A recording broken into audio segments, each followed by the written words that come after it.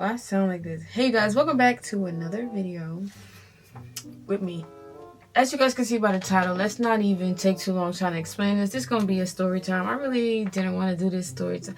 No, I was hesitant about doing this story time because I'm going to do it. So basically, let me not say the word basically. So I just signed my lease. First of all, let's talk about the lease. Why was the lease 85 pages? I signed the lease to my new apartment. With the backstory, but before I got this apartment, which took me about 8 or 9 months to get because the housing market is so trash right now, to try to find an apartment that you could actually afford is little to none. So it's giving I'm going to be eating the keys to the apartment for me to survive. I'm going to be eating my car keys. I'm going to be eating the keys to my apartment. I'm in ice, okay? So basically, I was homeless. Remember when I told y'all, did I say it in the previous video? So I have a vlog that's coming out, and I don't know if I'm going to post it before this one, but I said in the vlog that it was hard for me to post these past couple of months because life been lifing, and it's because I've been homeless, broke, and depressed. Honestly, let me not even try to lie to y'all. That's just what it was. I got a new job, and I just got a new car. I got so much to explain, but let's start from right before I went homeless. This is how I even got homeless. So, as you guys may know, may or may not know, I was living on my own for about 2 or 3 years, and starting with the pandemic. So the house that I used to live in, everybody know I used to live in Queens. I lived there for 12 or 13 years. My mom moved out I lived there for 10 years with my mom, and then the last 3 years I was there. 1 year with my brother, and then the last 2 years I was there by myself, just me and Tatum. So I've been on my own for some time. Now, right? And then, so was it 2021? So in December 2021, do y'all remember when COVID came out with Femi, with a part 2? And what was it called? Osmosis? Omnion? Omarion. Remember when COVID came out with the Omarion little strand? I had got that, right? So I was in I had a headache, like an excruciating headache for like 3 straight days. I couldn't even keep my eyes open. I kept getting sharp pains like right here. And I never get migraines, and I almost never get headaches. Like, I'm not like a person that gets sick all the time. So when that happened, I already knew from jump what it was. And then I literally had to stay with my mom. So my mom has her own crib in Long Island because we're originally from Long Island. So my mom moved back to Long Island to be closer to her job, and I had to stay with her for that whole week. So the last week in December of 2021, I had to stay with my mom because I literally could not take care of Tatum by myself. So that's what I did. I was staying with her, and I did not go back home for that whole entire week. And before this, let me do a little backstory of me and my landlord. Before this, me and my landlord was mad cool. During the pandemic, obviously I was late with the rent sometimes because, you know, not everybody was working. The daycare wasn't even open, so sometimes I couldn't even work, even if I had a job the whole pandemic. But sometimes I really couldn't go to work and stuff, so the money was a little short sometimes. But he was mad cool, and he was understanding. Like, he was close to our family, low key. Not close as in he would come downstairs because he used to live upstairs from us, but he was close to, like, we was all cool. Like, he understood, and he never like talked about us getting kicked out. He never talked about an eviction, nothing. Like, he understood what was going on. Obviously it was hard on everybody, but for the most part he never gave us issues, because when we did get the bread, like when my mom was still there, or like when my brother was there, when we did have the money, we would give it to him. So he already knew we was good for it. Okay, so when I got sick that whole week, so before I got sick, I knew my landlord was like struggling to keep up with the house, because for the whole 2 years of the pandemic, obviously he didn't come and do no repairs. Obviously things needed to be fixed, and he really didn't do no repairs. The grass was never getting cut like it was before. So I like was putting 2 and 2 together, like, all right, it's hard on everybody, so I never complained. My front door was getting really loose, so I changed the lock on my front door, not thinking anything of it, because I'm not changing it to, like, you know, to be sneaky or anything. I changed it literally because when I was like putting the key in one day, like the whole knob was shaking. So I went and I changed my own lock, and I never thought to tell him I was changing it, because at this time he had moved out the crib and his mom was still living upstairs. She watched me change the lock and she never said, hey, don't forget to give, her son a key. Nothing. I didn't even know you had to give your landlord a key. Like, I didn't even, bro, it's the first time I'm living on my own. I don't know the ropes. I never gave him a key, but if he was to ask me for one, I would have gave it to him, because we were all mad cool. So it was never an issue, but he never asked. And please keep in mind that my mom is still the head of the lease at this point, because she never took herself off, because I was also on the lease at this time. So me and her names were like on the lease. She never took herself off. I don't know. Just in case. I don't know. And she still used that address for mail. So it didn't make sense for her at the time to take her name off the lease if she was, still using the address and stuff. And technically this is still her apartment. Yeah. So, okay. So now in December, I got sick for a whole week. So I didn't go home for a whole week straight. And the locks were changed. I will say that.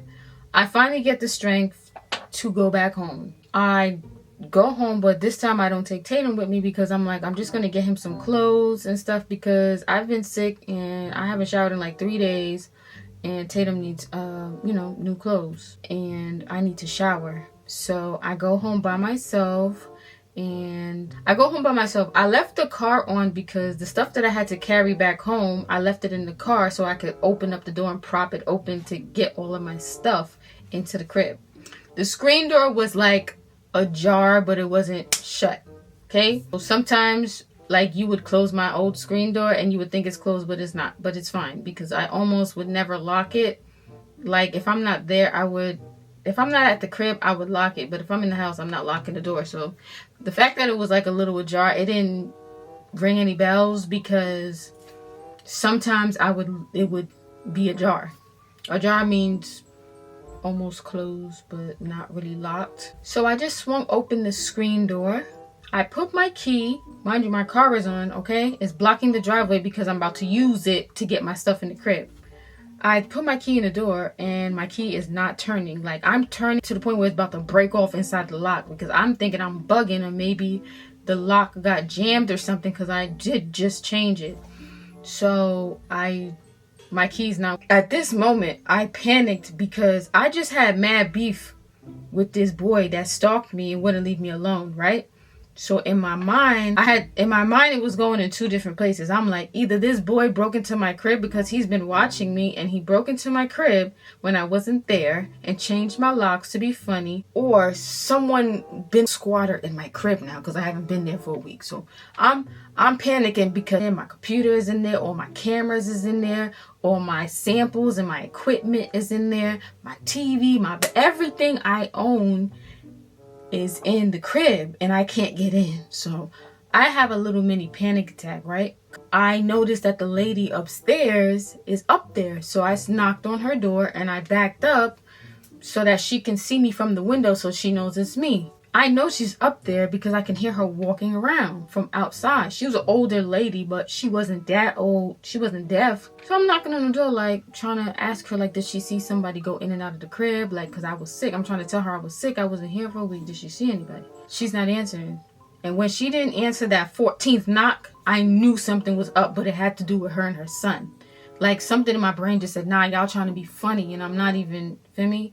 So after that, I started donkey kicking her door because I know she's up there and I know she's watching me from the window, but she's not coming downstairs. So I'm like, I know they didn't do something funny and change my locks, right? Whatever.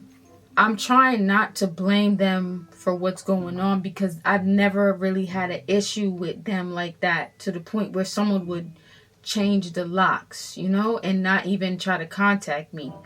So I go around the house and I'm like, maybe I left one of the windows open, because I would leave my spare key like on the windowsill sometime, but you can't see it if you're not 7-8 feet tall, because that's how tall the window was from the floor. So I used to leave a spare key knowing, like, I know to jump and reach for it, but no one else would. So it just so happened that I moved my spare key from there right before I went to my mom's house because of the boy that was stalking me. I'm like, I don't know if I don't remember if I've ever told him that I put the spare key there. So I remember moving it. So it wasn't there anymore. But I'm like, maybe I left the window unlocked. And I did. So I left the window unlocked, but it was closed. So I went to the back and found no, I didn't. I went in my car because I had a screwdriver in my car. Yo, my life is so crazy. I had a screwdriver in my car just in case this crazy boy and his crazy baby mother try to attack me. So I had a screw. I remember taking the screwdriver and prying the window open, but I wasn't really tall enough to climb through. I could just pry it open. Like I was really climbing up the side of the crib, fingernails bleeding, and I pried the window open, and then I had to like throw myself off because I didn't have no upper body strength, which is why everyone should work out. This is why everybody should work out, because I had no upper body strength to get myself through that window without some type of support or ladder or something under my feet. But it was like a 7-foot jump, and I'm only like 5'6", so I had to figure something else out. At this point, I'm crying because it's really cold. I'm kind of still dehydrated because I've been sick and I'm scared that my stuff is missing in the crib because I can jump, but I couldn't see inside. So I really tried to scale the side of that window, and it wasn't working. I wasn't strong enough. I wasn't tall enough. And so I go next door. And at this point, before I went next door, I literally went back to the lady's door upstairs and I started donkey kicking her. I donkey kicked it so much to the point where I felt like my foot was going to go through it. And she still wasn't coming downstairs. So I texted my landlord and I'm like, I think somebody changed the locks on the crib. I'm trying to get in and the locks is not working. And he didn't write me back at this moment. So I went next door and got a ladder from the guy next door. Thank God. And I had to explain my situation to him because he's looking at me like, why the heck you need my ladder? And I'm crying. The tears are dried on my face. My face is mad dry because I came home to brush my teeth and to take a shower and to wash my face, and I can't. I know my breath was hotter than you just don't understand. So the guy brings me the ladder, and he helps me get up the ladder into the window, and I jump through. I said thank you to him, obviously, and I went through the window. I scanned the crib. My car is still on, but because I wasn't focused on my car, I never turned it off. I was just, so much adrenaline was running through my body because I wanted to fight for putting me through all this, because I was like, what was going to happen if I had Tatum with me at this? Y'all was going to change my locks and not think about me having a son? I didn't understand that. So I was have I been that mad? I've been that mad, but not control it. I've never controlled myself while being that mad, because I was gonna throw a cinder block through this lady's front door because we had glass in our front door. I was going to throw a cinder block through it. I was getting in that crib one way or another. Anyways, I got into the crib. I'm scanning the place to make sure none of my stuff is missing, because if anything was touched or missing, bro, prison. I wouldn't even be able to tell the story to this day because I would have beat that lady up upstairs. But anyways, God forgive me, please. None of my stuff was missing, whatever. So I'm thinking I'm in the clear. And I'm just going to change my lock. Why was my old locks at the front? My table was by the front door. He left the old lock at the front door. Like the box and the packaging and everything that he used for the new, it was at the front door too. So it was like he changed the locks and then just closed. I didn't understand what kind of games these people was playing with me, but I wasn't for the joking. I go to the front door and I realize you need a key to get out from inside the crib. Do you understand that this man locked me inside the crib? So you need a key to get in and out of that. I didn't understand what was going on. My brain was spiraling. So I called my mom and I'm crying because I'm like, bro, I just threw myself through the window. My car is on and I can't get out the house because I'm locked in now. So immediately after that, he texted me and he was like, it's considered trespassing that you're going through a window on a property that you don't own. He said something stupid. And I was just so baffled because this man is not like, you don't understand. This is a nice family man. So I'm like, what? I didn't text him back. I called the police because at this point it's kidnapping. I'm being held hostage because I can't get out the crib. I go back to the window thinking the man left me the ladder. The man took his ladder back because he thought that I was Gucci, because all I had to do was go in the crib and open up the front door. I was not Gucci. The fight, I just was crying to my mom, and she was telling me to calm down, and I'm like, yeah, I'm gonna calm down, because if I don't calm down, you're gonna have to come and bail me. So I calmed myself down, and I'm like, I need to think strategically, because I have to get back. But first I said, I need to figure out how they even got in my crib without the keys. So in the back room where I do my screen printing and my art and stuff, because it was a 3-bedroom house. Yeah, so one of the rooms I did my art, the room that I jumped, the room where I put my computer and all my tech and my cameras and stuff, and then my bedroom is where me and Tatum slept, because this boy refuses to sleep by himself, so it didn't make sense to give him his own room. I went to the back room, because I'm like, that's the only other window where you could really jump in from and no one would see. So I noticed that on my art table, which is right pressed up against the window, someone made a little path for a little foot. I saw a little footprint on the table and moved my stuff out the way. But when she came in, some of the stuff fell on the table. Obviously, she's a kid, so she wouldn't know how to put everything back. So I did notice that, and I'm like, you sent a child to do a break-in and enter? Child. I'm like, yo, what is... And I was just, when I said I was utterly confused on why this man moving the way he was moving. And it just PTSD, because when it comes to men, why do y'all do weird stuff? I just really have PTSD for men. So it really gave me weird vibes, because I didn't look at this man like a father figure, more like an older brother figure. Because when I was going through my psychiatric breaks, he would come downstairs and really help calm me. When the ambulance couldn't get me to calm down, my leg in his probably 30s, he would come downstairs and really make sure I was good. So I was like, I kind of felt like betrayed. Is that the... I just felt like, I don't know, maybe the word is betrayed. I felt mad sus, and I'm like, why are you moving like this with me? But you can't expect people to be having loyalty to you when it's business, honestly, at the end of the day. So I quickly got over those betrayal feelings, because it was just weird. Okay, so after that happened, I realized that he sent his daughter through the I think he texted me back. I think I finally texted him back saying, I hope you can explain to the police why you have me held hostage in your apartment then. I said something, and my mom told me to stop texting him before I say something I'm not supposed to say. So after that happened, like my car is running, so I'm like, I have to get back outside, because I don't know, the police, especially on some farmers, like an emergency, if you don't say somebody got a GUN or something, they're not coming anytime soon. So I assumed they wasn't gonna come anytime soon. So what I had to do was throw myself back out the window. And I'm telling you, this wasn't an easy jump for me, because I have no real upper body strength at the time. So I climbed out of the windows the back way, and now I'm scared to jump. I'm holding on to the window like this. My feet are dangling, but I'm scared to jump because I don't want to break my ankle. So I don't know what I did.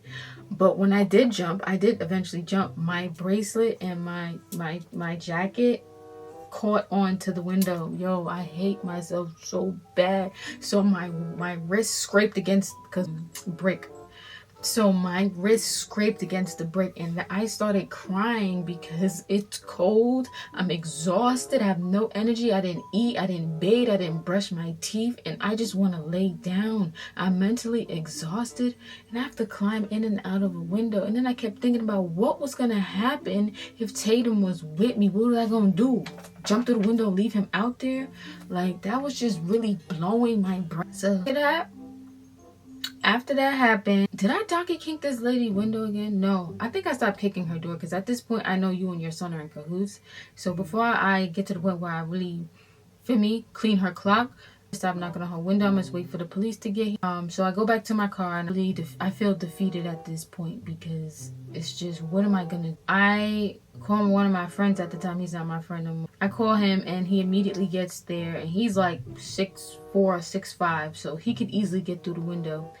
Climbs through the window, and then pulls me in. Literally, he was that tall. He pulled me in through the window, which was great, because I wasn't getting up there on my own.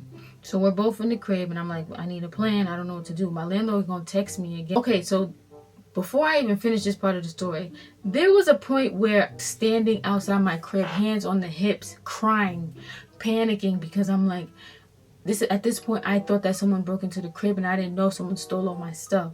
I could see, I lived on a main road, so at the bus stop I could see a car that's parked, right?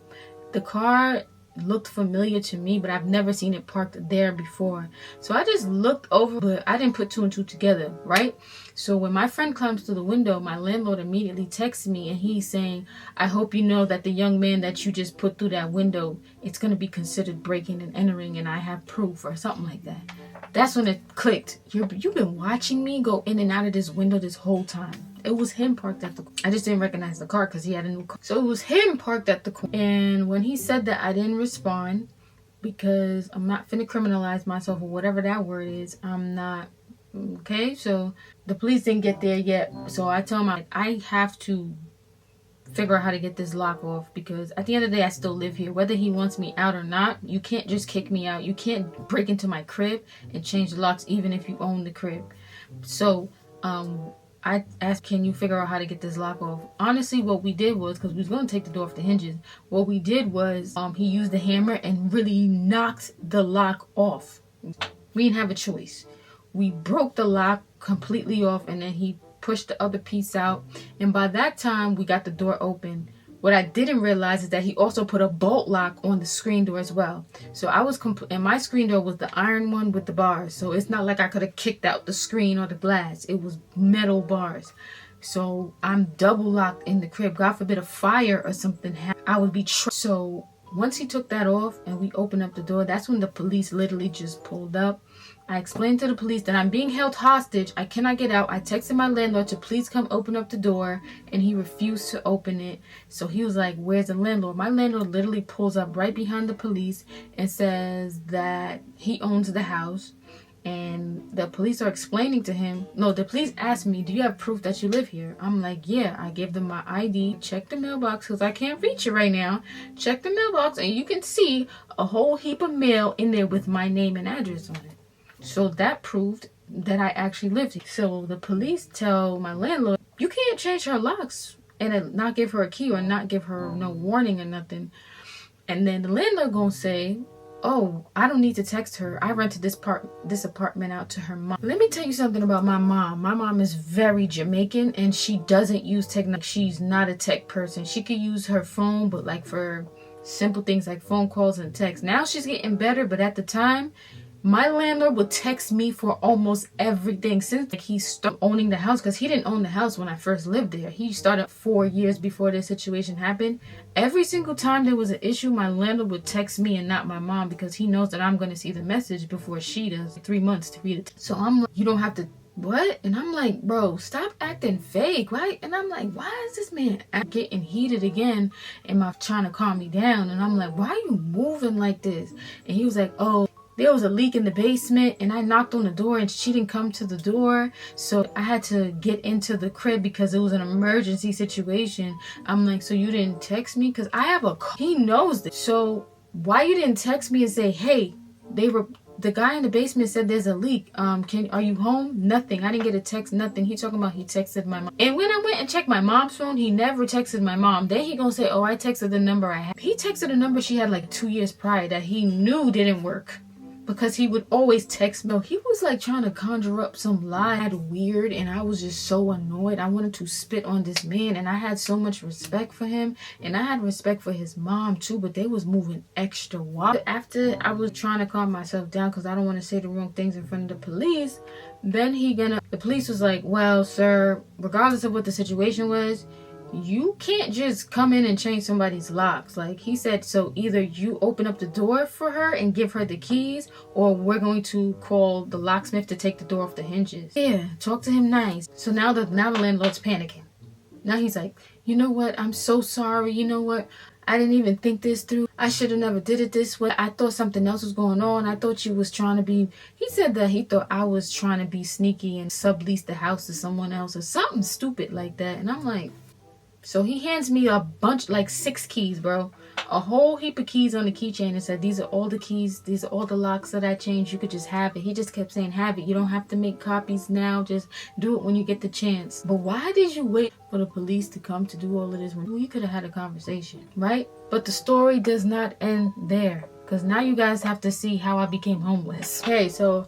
after that happened, he gave me the keys. The police left. I had to put the lock back on, whatever. I had to screw back on my old one or whatever. No, I actually had a new one. So when I went to change my locks, I bought 2 different packs because I didn't know which one was going to fit. So I just used the other new one that I had.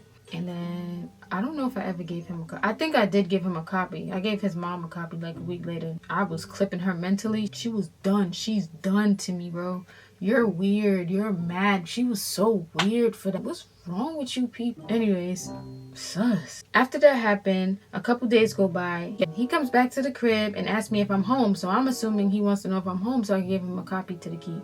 So I gave him a copy and he hands me an envelope. And he says, can you give this to your mom? Again, being weird because you usually would hand it to me. But whatever. I said, yeah, I'll give it to her. I open up the letter because my mom does not live here and you know that. But whatever.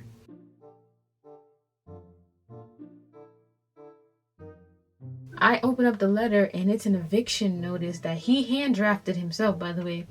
And it says that me and my mom owe this man $17,000 for non-payment for the past 2 years. You heard that number right. 17-000. Whatever. Zeros.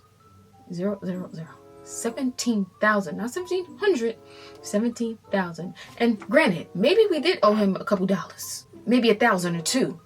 But to say we owe you $17,000 and to say we didn't pay for 2 straight years, that I immediately called him. He didn't even tell me what was in the envelope. I immediately called him. What's this letter for?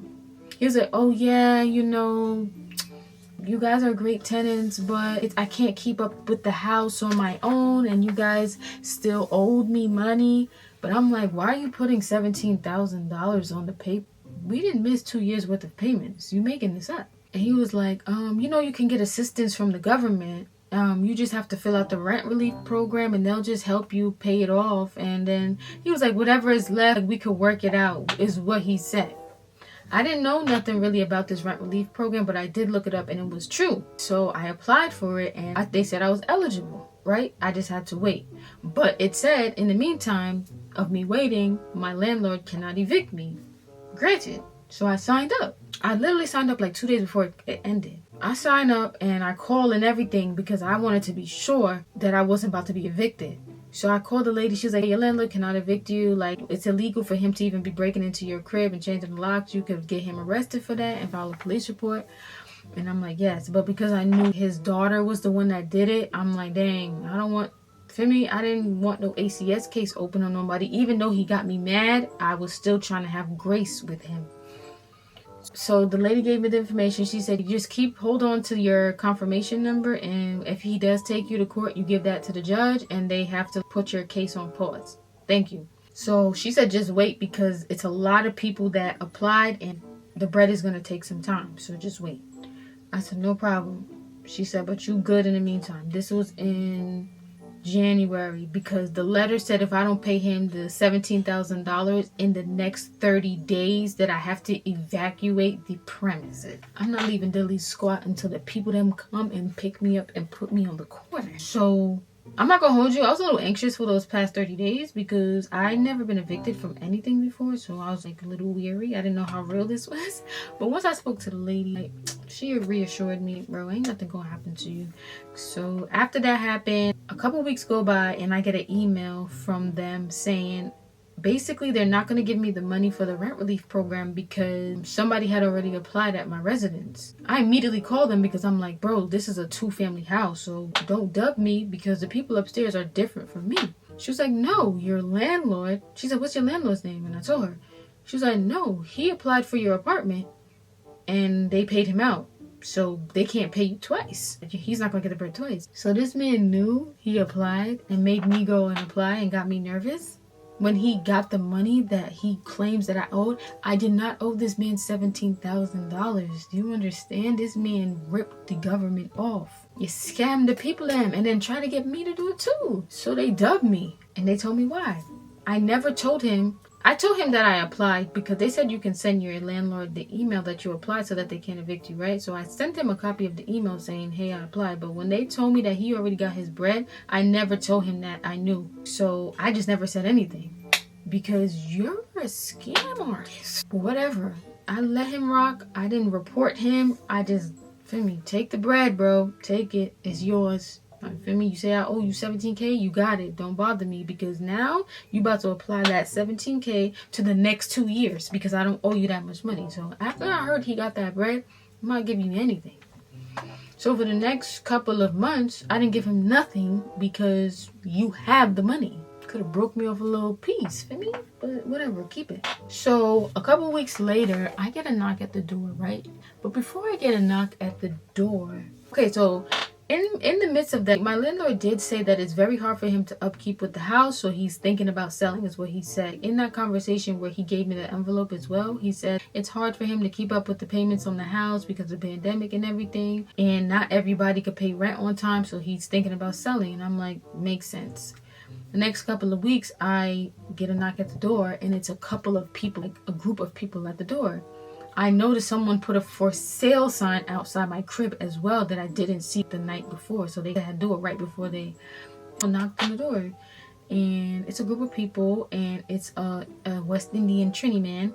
And he was basically introducing himself and saying, oh, we need to come in to do a walkthrough because it's an open house today. I said, an open house where? And he was like, your landlord set up an open house today for a walkthrough.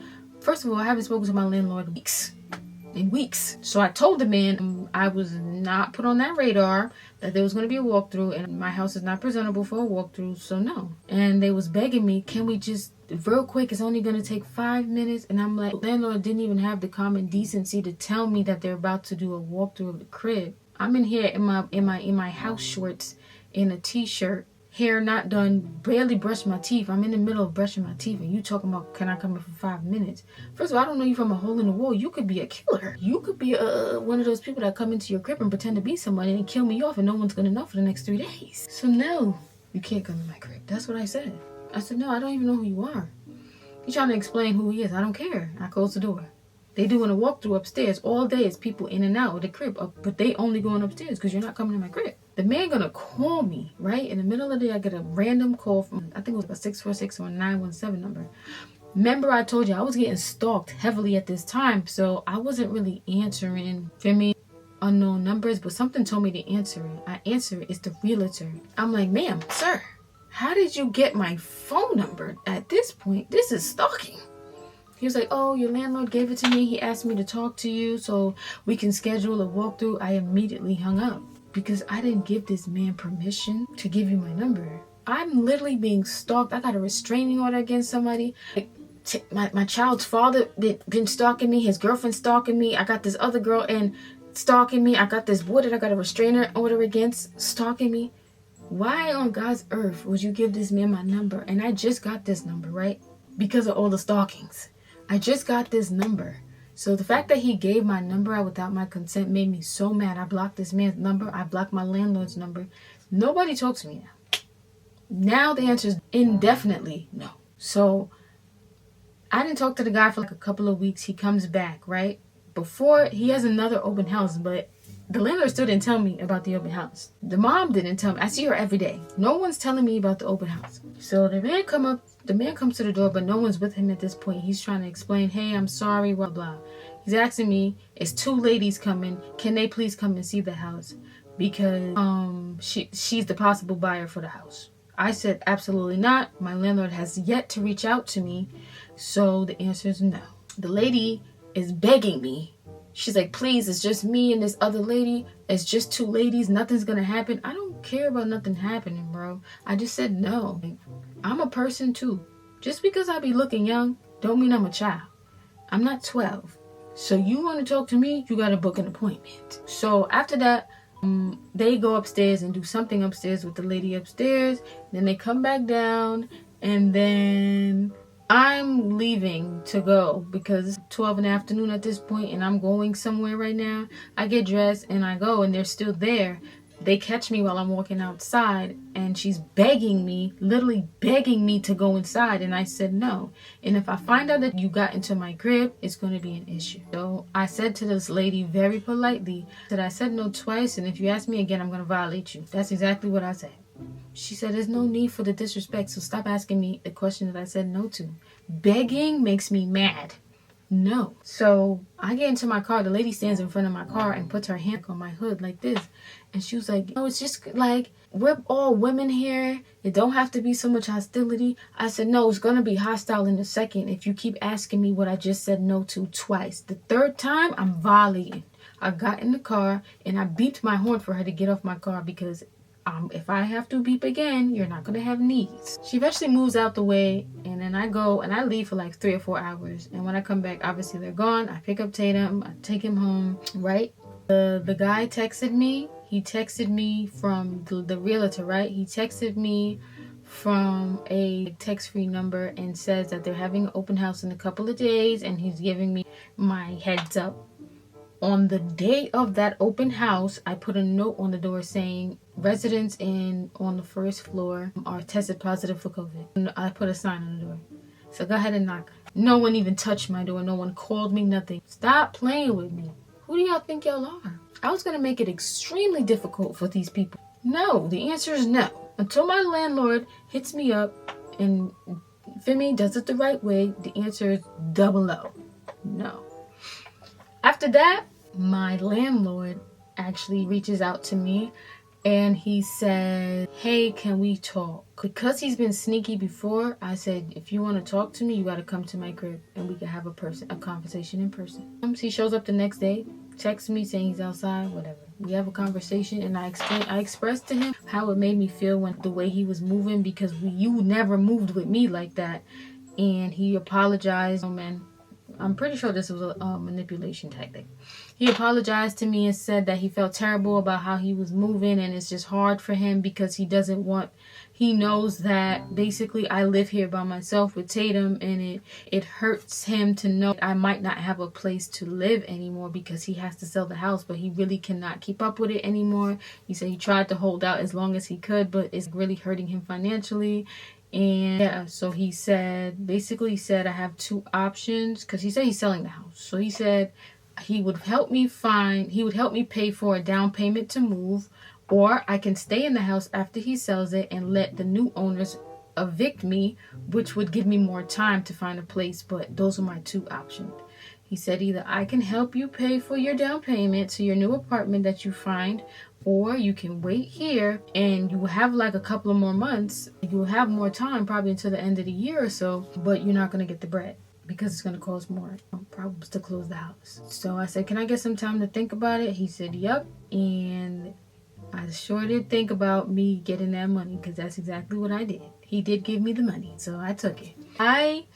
After that happened, he said, "So can we schedule an open house so they can come in, so we could close on the house, so that we could," feel me? Because he said once he got the money that he got from the people buying the house, he would give me my check and it would be for me to move.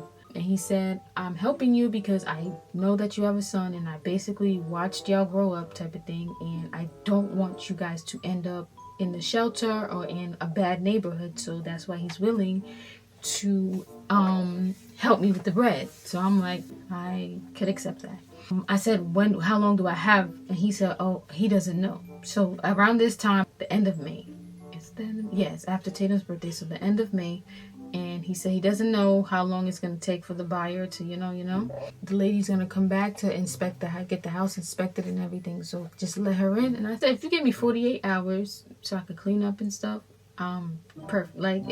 I will let them in. So he told me he did give me 2 days in advance, and I'm like, thank you, I appreciate that. Whatever. The lady comes, she has a nasty attitude. The lady that bought the house now, she hates me. Hates my guts. Because I have to go back there sometimes, because sometimes my mail does go there, because I did live there for 13, 14 years.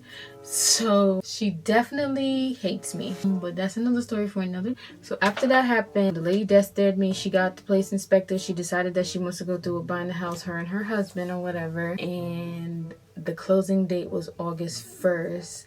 I was so depressed. Honestly, I was really depressed the last 2 months that I didn't even start packing until a week before it was time to leave. I had to pack up a 3-bedroom, 2-bathroom apartment in less than a week, and that was the most stupidest thing that I could have done, because why would I wait till the last minute? But I was like, it was like a crippling anxiety and depression, because This is the longest house I've ever lived in because when I was a kid, I moved around a lot. Like, we didn't stay in a house for more than 2-3 years. So the fact that we stayed here for like 13-14 years was crazy, and then we had to move. Obviously, I knew my story here would end, but my big boy, I go back to sleep. Sorry, y'all. Tatum had woke up. Obviously, I knew. Boy, like a little Muslim child. Obviously, we look alike. Let me see your face.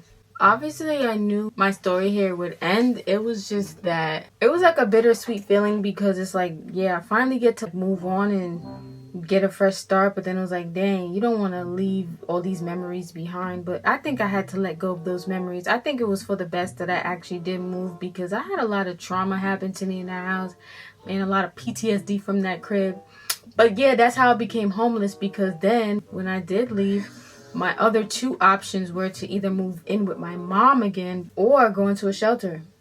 And guess what I picked? Your girl went to the shelter. But that's another video. Come on. That's too much. This video is long enough.